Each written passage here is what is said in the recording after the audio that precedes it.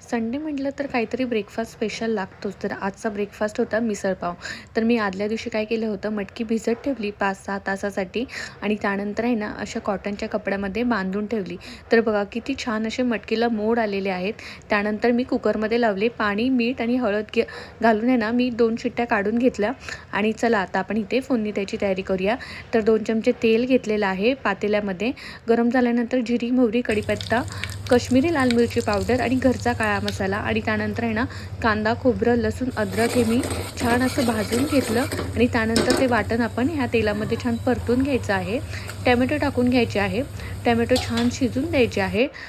त्यानंतर आहे ना मिसळसाठी आपण आहे ना आधी आहे ना कडक असं पाणी करून घ्यायचं आहे आणि त्यानंतर शिजलेली मटकी ते आपण पातेल्यात टाकून घ्यायची आहे.